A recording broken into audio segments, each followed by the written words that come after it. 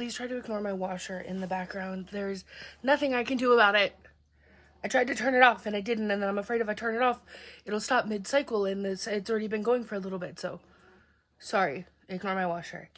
Hi everyone. My name is Tyler. I use they, them pronouns. If this is your first time at my channel, hello, hi, welcome.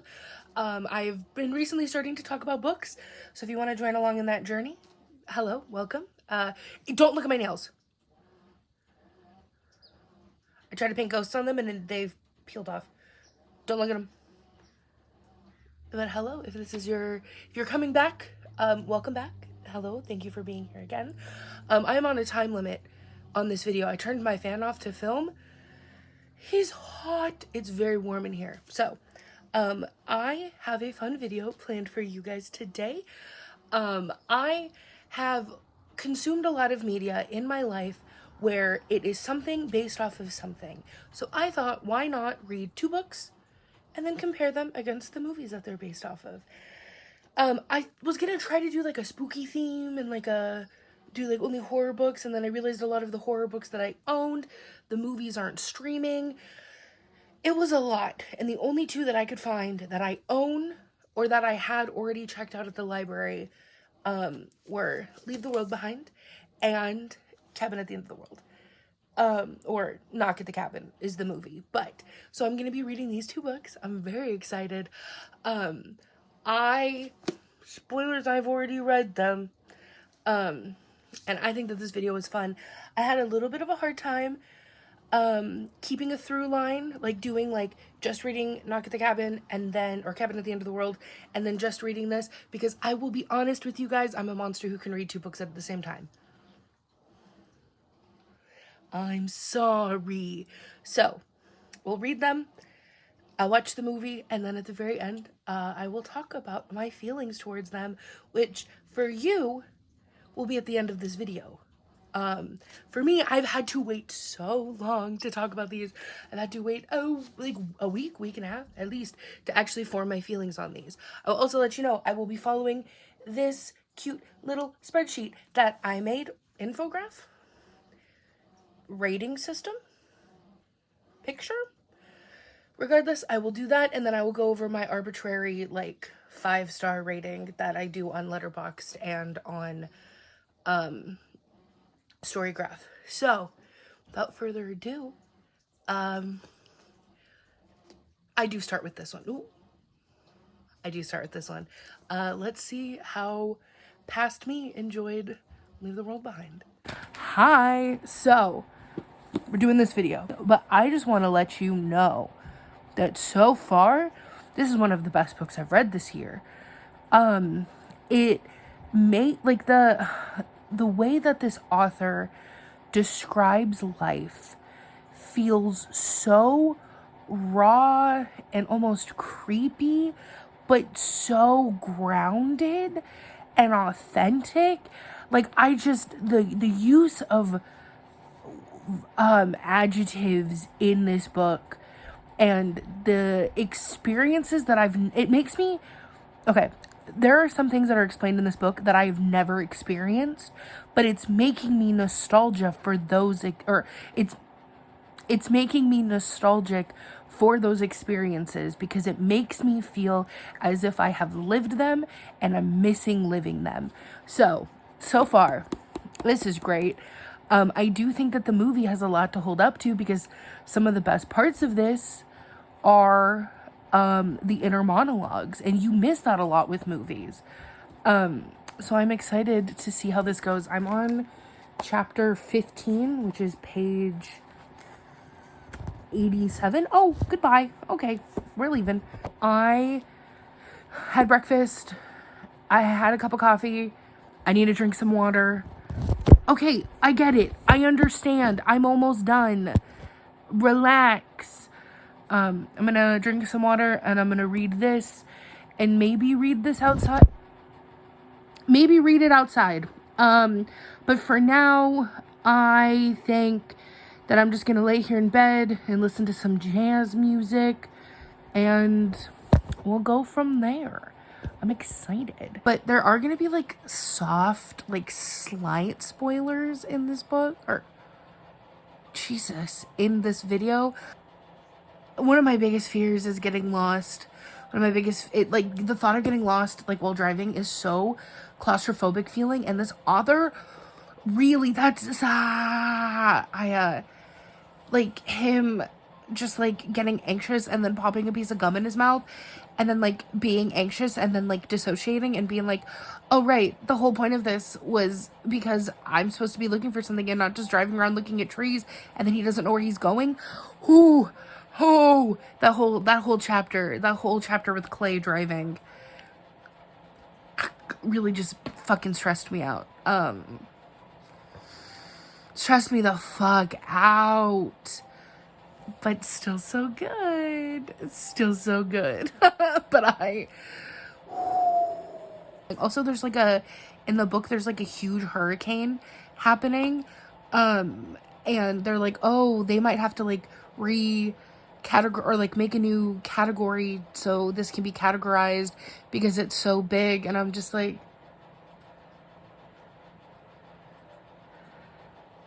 that's happening right now. Hi, Tyler from the future. Hi, you will see me at the end of the video. I just filmed the end of the video. I realized while I was filming that, I haven't talked to you guys about what the books are actually about, I don't think. So I'm going to do that really quickly. Give you kind of like a little pop synopsis. So, I'm going to talk about Leave the World Behind first. So, this is a book, about this family who needs to get away, so they rent like an Airbnb or like a comparable type of thing where they just rent somebody's home to get away for the weekend. The TV starts acting weird. They still have power, they still have water, but like the TV won't work, and it's like they've been getting like weird like messages to it, like it's like a warning, but there's no reason why there's a warning, and they like their phones aren't working. And they're like, oh, okay, well, we're just in the middle of nowhere, so it's probably something to do with that. So then they go to sleep, and then there's a knock at the door late at night, and there's an older couple standing at the door saying, hey, this is weird. Weird things are happening, and we actually own the house, and we would like to stay here for the night because we don't feel safe going back to our other place. Will you let us stay? And that's kind of the start of the story, and it's these two families coming together, realizing, can we trust them? Do we believe them? You know, and then also them having to stay in like the basement, like guest house thing, and like it not being like them being like, well, this is our house. Why are we treated as guests? And then it's a survival story based on like the rawest form of humanity and like, can we rely on strangers in times of need and what community means. And I just think it's beautiful, and I think it's great. Like you'll see at the end all of my thoughts on it. But yeah, I just realized I hadn't given you the synopsis. So here's the synopsis. Thank you. I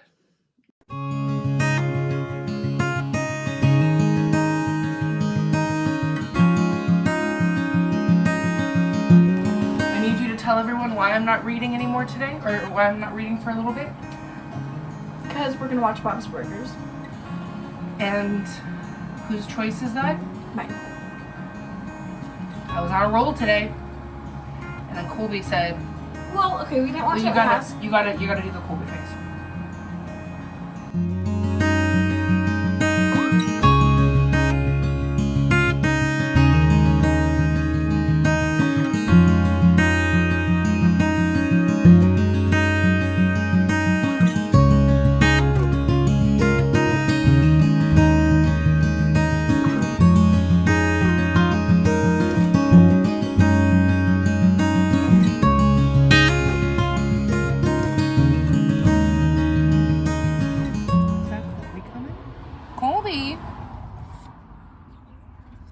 Are you coming? Oh, Kolby, what are you going to be reading?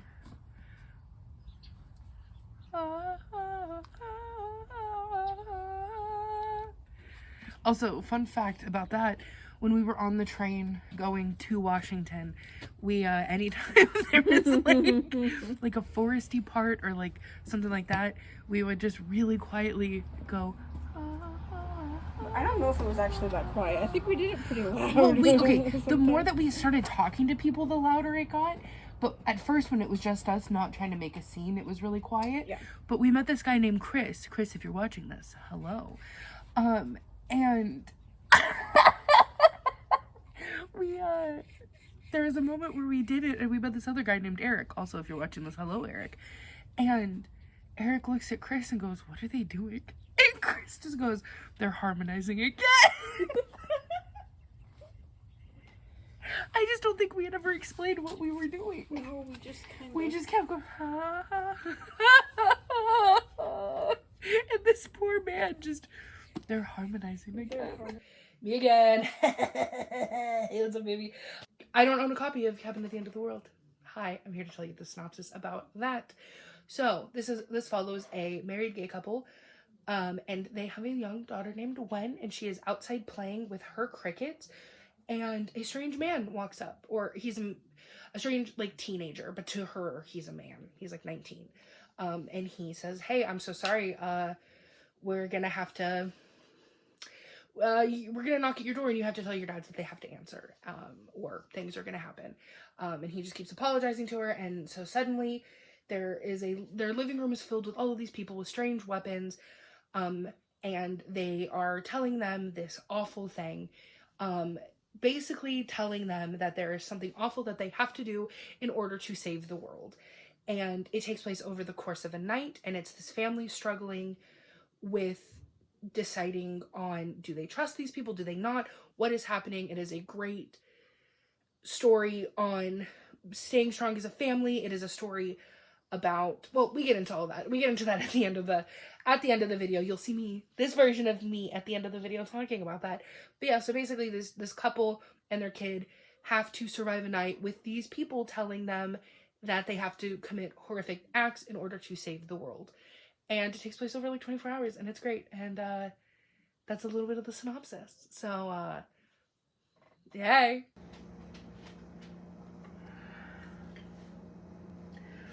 Good morning for me, afternoon for the world. I have been feeling awful recently. That was my shoulder. I don't know if you heard that.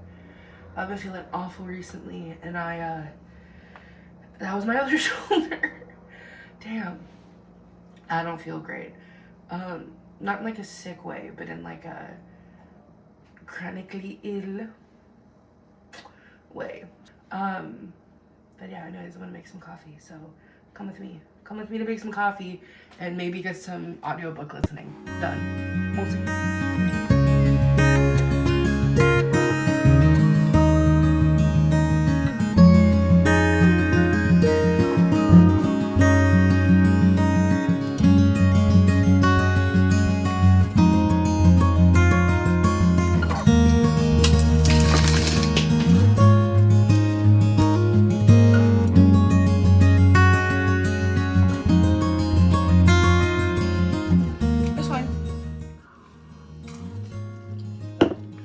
I think I put a little bit too much creamer, but it's fine.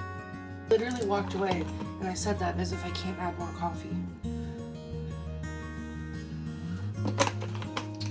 I love having my brain. Thank you. I found both The Cabin at the End of the World and Leave the World Behind. I found them both on Everand as an audiobook, and I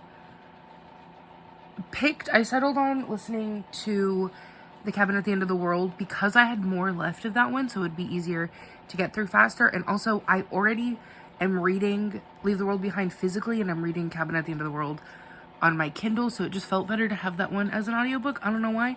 Also, I have never clarified, we're not a Bush supporting family. None of us voted for Bush.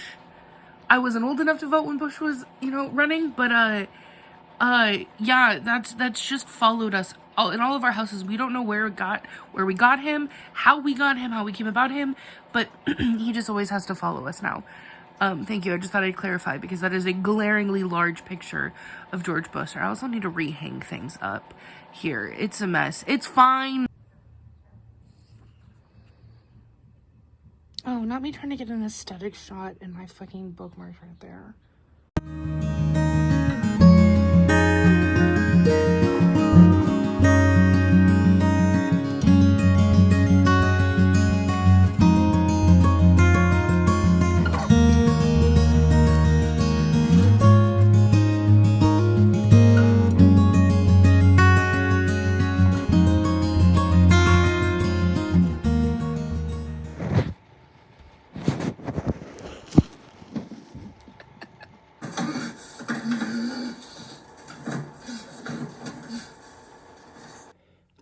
had to pause at this scene because this is the cutest thing I've ever seen in my entire life. I had to pause what I was doing because Liam from One Direction died?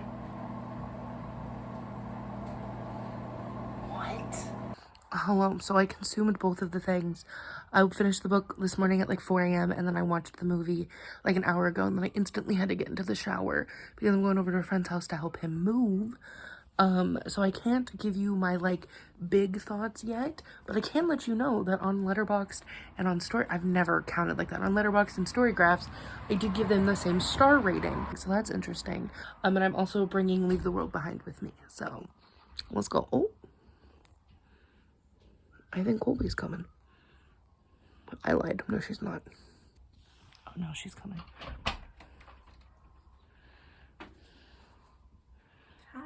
Hi. Also, so you guys know, when we were on the train, my sweatshirt like this got stolen. If I ever see somebody wearing it, it's on site. Yeah, sir. Let's have one more to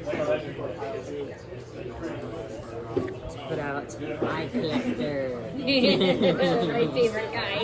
Yes.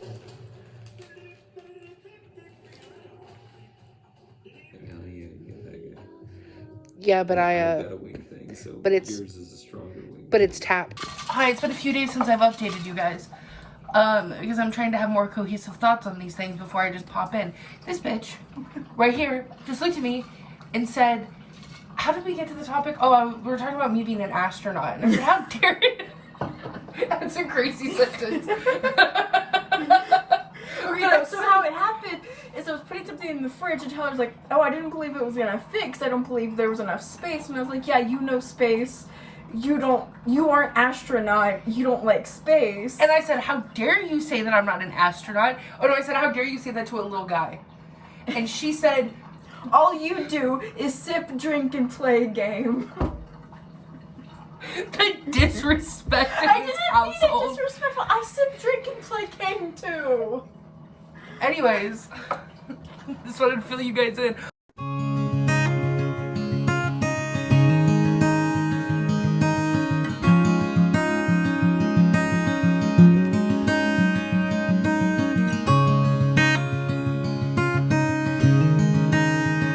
So I'm up at my aunt and uncle's house. We just carved pumpkins, as you saw. I'm so close to finishing this.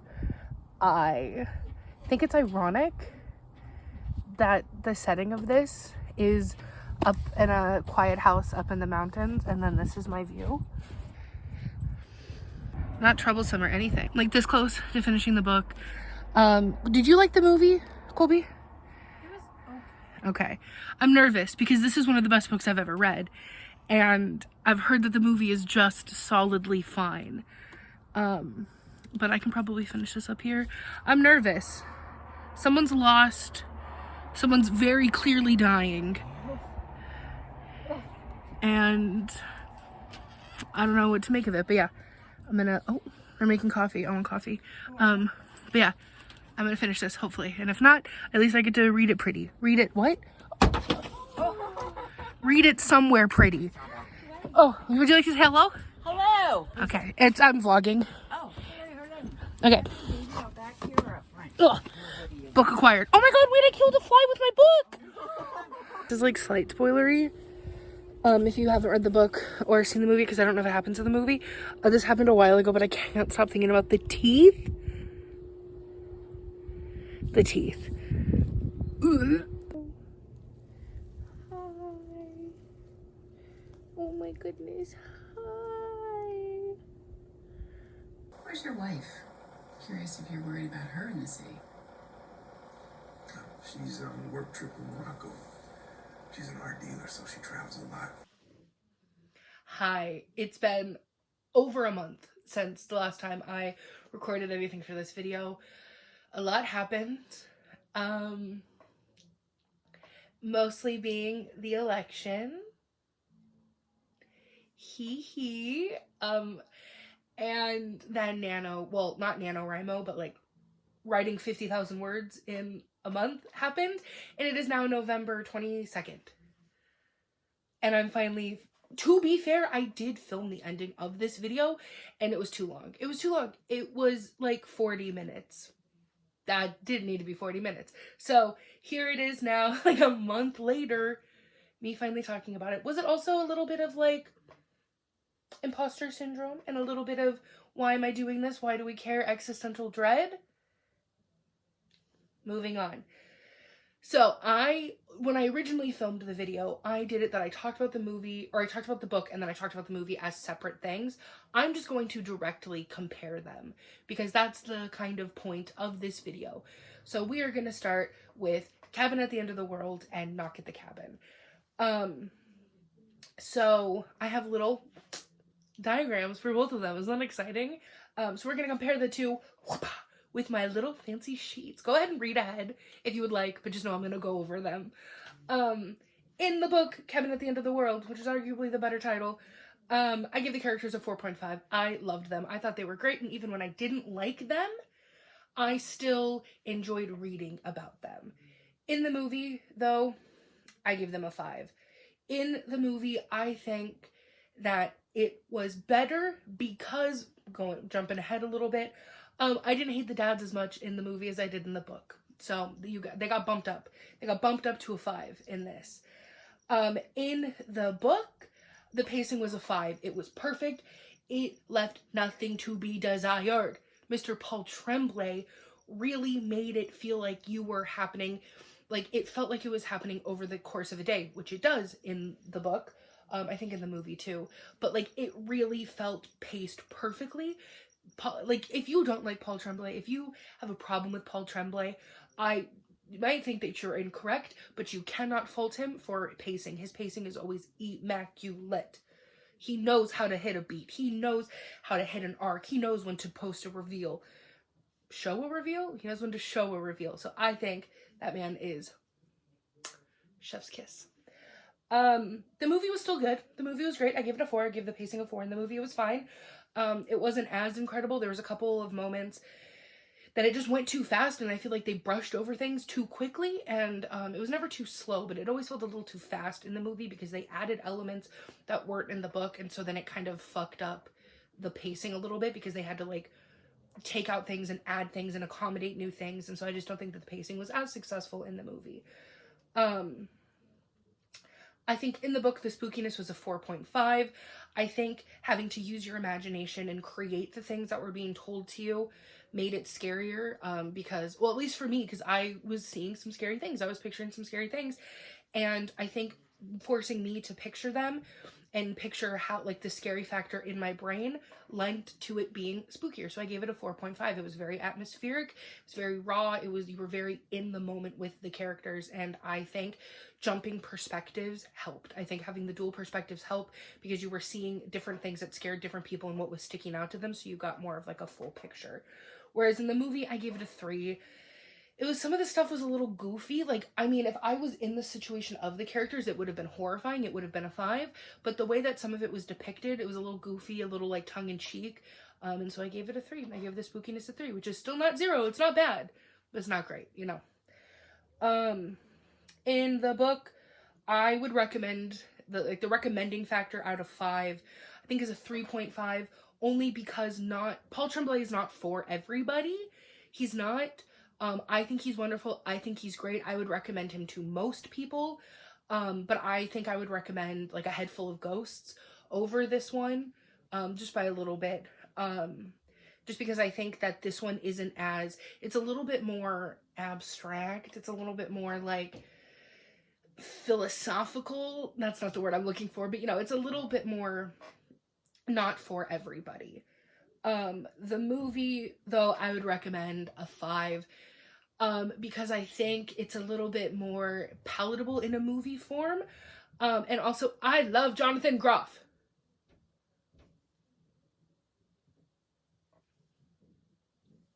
My hands are up, officer. I love Jonathan Groff. His spit and all, you know? So I would recommend them. The movie is a 5. Recommended.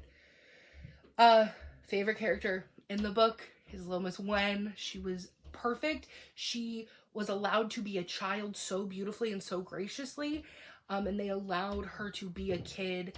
And the sincerity in which she felt Because, like, there's a lot of times that, like, adults will try to write as children, and I don't believe it. I believed this. I believed that this was a small child. In the movie, my favorite characters were Wen and Adrian. I loved how Adrian was expanded more in the movie versus the book. I like how more humanized she was, and I think she was great. I think she was a great character, and Wen stayed my favorite character, too. I loved it. I loved her. My least favorite character in the book was the dads in Redmond. I don't really have to say much more. Because I can't talk about a lot of my dislikes for these characters without getting into spoilers. But just know if you've read it, you know. And the dads are not my favorite, and like that, I don't think that that's like a super popular opinion. I think that there's some people that really like the dads. I didn't. I didn't. And my least favorite characters in the movie were Redmond and Leonard. I think that it was more successful in the book, Leonard being 17. 19? A teenager. I think Leonard should have stayed a teenager. Dave Bautista did a great job. He was fine. He was great. He did a really good job humanizing this character, and he did a fine job. You can tell he read the book and played the character to the book, but he should have been younger. He shouldn't have been older. I think it really made it a different story with him being older, and I did not like his arc, and I did not like what happened to him without, like, as an adult. I think he should have been younger. All right. My likes of the book. I cannot see. I don't have my glasses on. I've got to zoom in.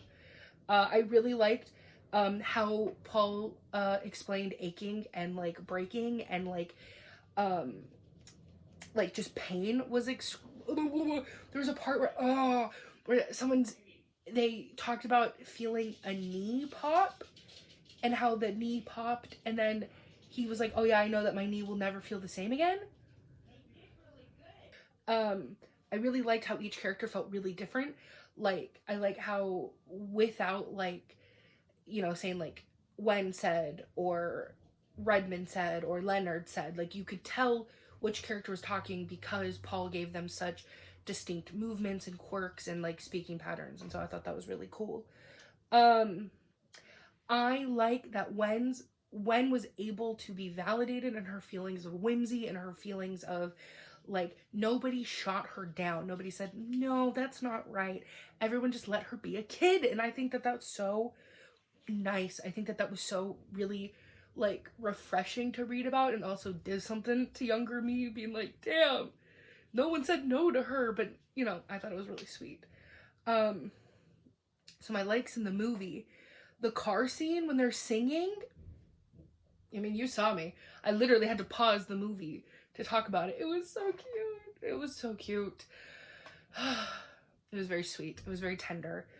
I do like that we got to see a little bit more depth of the dads. I like that they had a little bit more story. I like that they were able to expand upon the characters, and we got to see more from them, and they became more likable in doing so.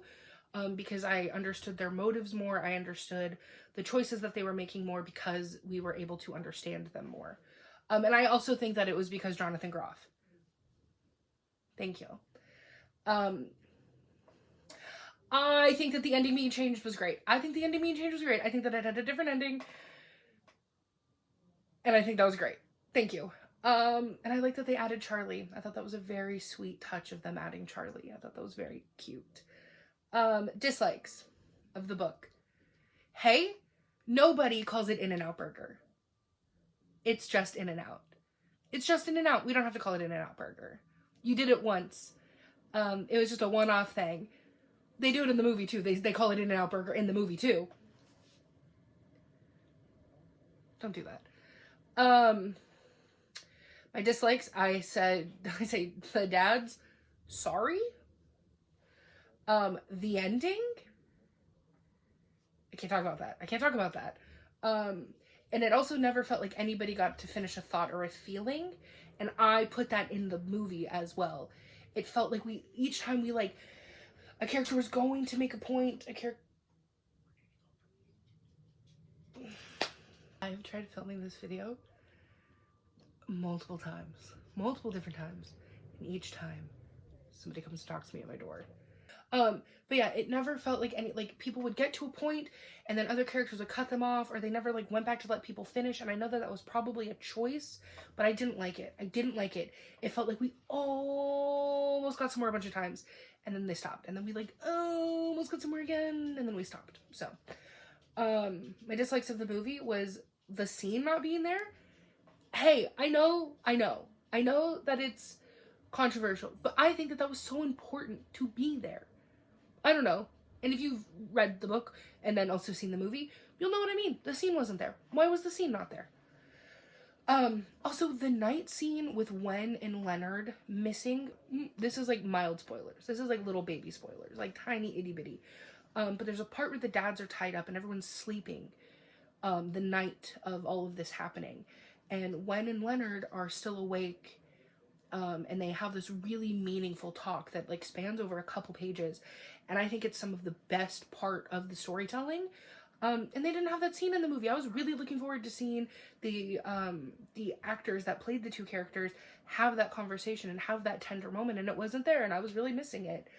And again, no one gets to finish the thought. That was a point that I had for the movie as well as the book. Overall, I gave them both a 4. They both ended up being a 4, which I think is kind of cool. I think it's cool that they had, you know, pros and cons for both of them, but overall I think that they were great. I will say there was people reviewing the movie saying that it was bad and that like all of these things, and I was like, up until like 80% of through the movie, it was beat for beat the book. And they were trying to blame, like, the writers of the movie and the director and all of that. And it's like, babe, you just don't blame them. They were literally doing it beat for beat the book. And it was perfect. And it was great. So I think that they were both a 4, which is great. We are not going to be having the same conversation at all. There's tape. We're not going to be having the same conversation about this. This Cabin at the End of the World did not get the cabin. I had a great time. And hey, that was loud. My door's even closed. You know, I had a good time. I had a good time for both of them. This, I had a great time during. The movie? Let's start talking. We'll start talking. This book, 5 stars. You know what? Dare I say, if I could give this above a 5-star, I would. This was one of my favorite books I've read in a very long time. It was great. It was great. 5 stars. 5 stars. You know, let's just put the charts up. Right. You can see the disparity, right? Characters 5. The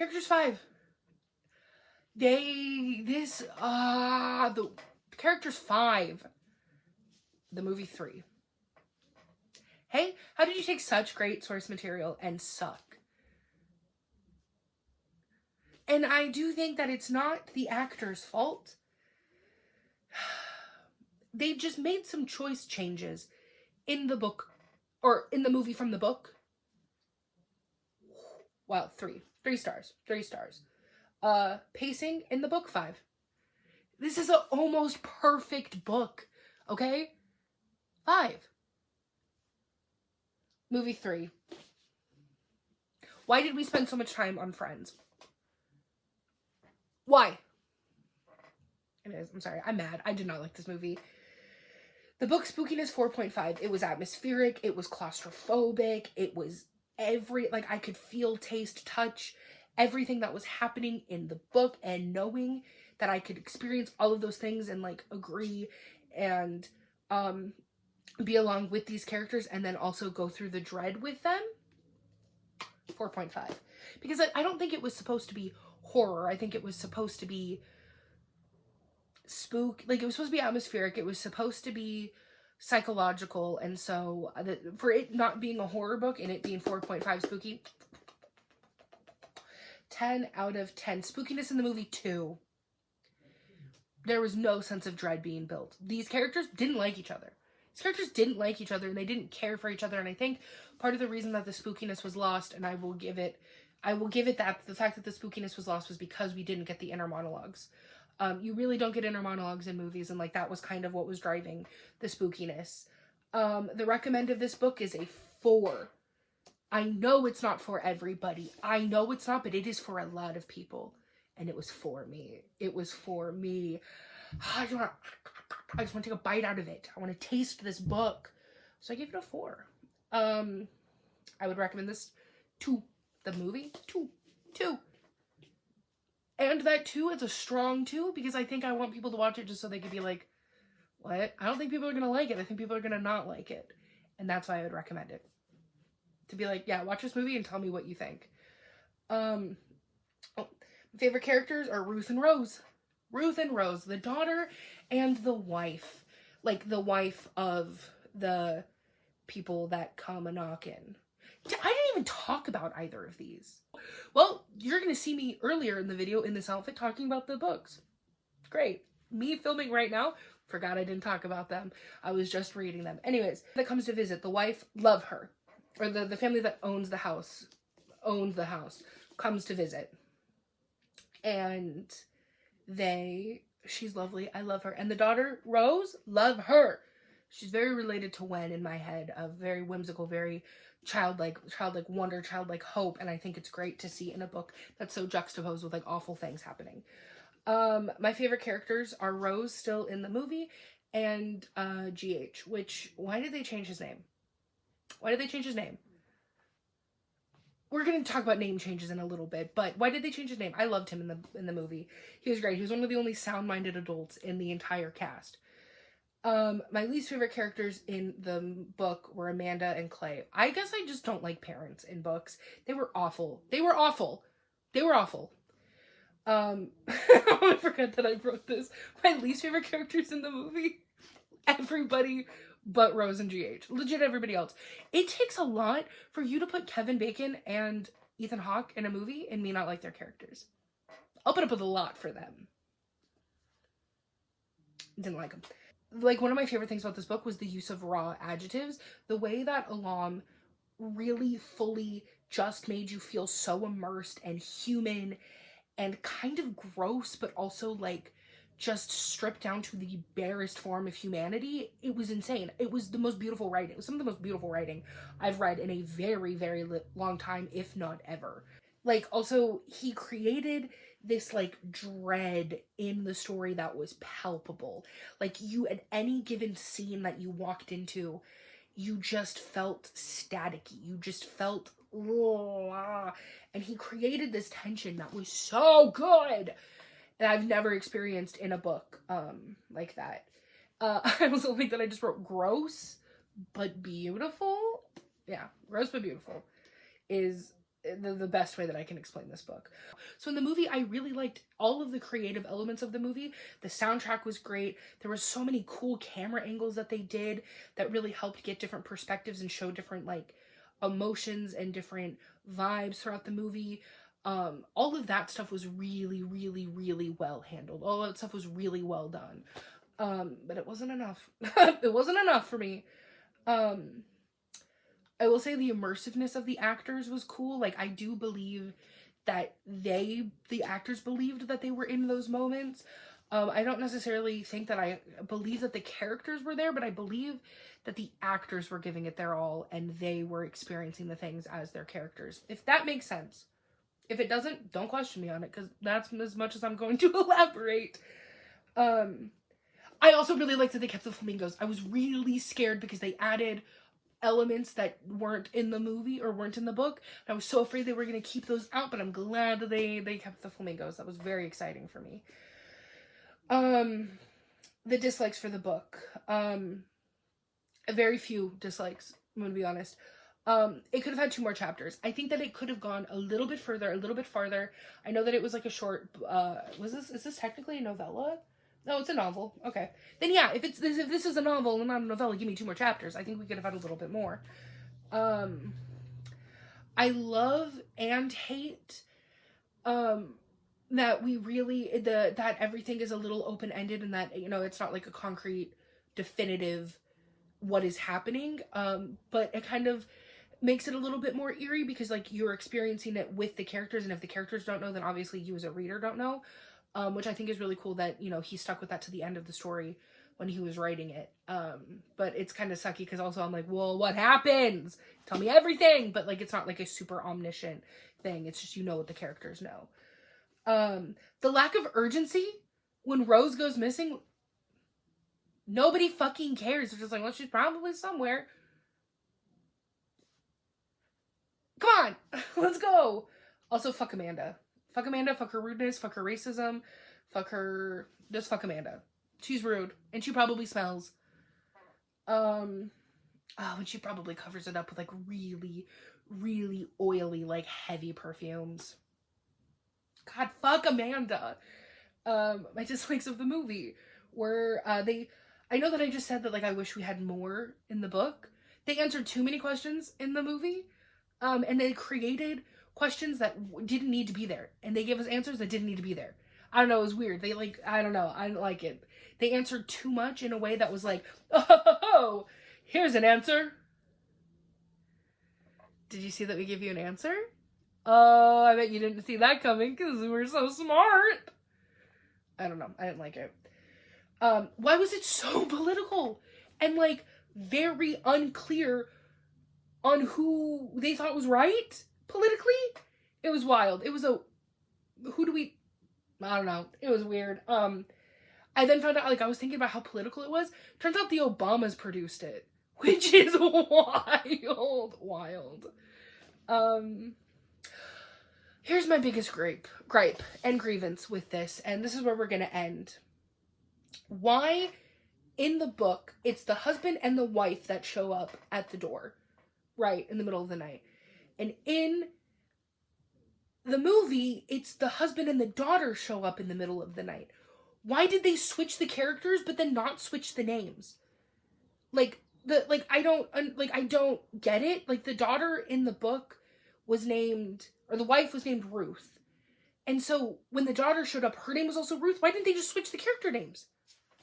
Why did they do that? I don't remember what the daughter's name was. But why did they keep it the same name? But it would have just been so easy to just those, right? I don't know. That really bothered me. There's just something about it where I was like, also, give me Ruth. Give me the wife. I really liked her. I didn't like the daughter as much as I liked the wife. You gave me her name, but you didn't give me her. It was weird. I didn't like that. But yeah, those are my thoughts. Overall, this was a great experience. Sorry it took 9 million years. But yeah, I had fun. I had fun doing it. I just had a good time. I had a good time doing this. I'm sorry it took forever to come out. I really just need to be able to create things, and I need to do things, and I need to do it for myself and for nobody else. And then if you guys also like it on top of that, then that's great, right? But yeah, so thank you guys so much for watching. And especially if you notice that I have cat ears on that were handmade by my sister, then I love you the most.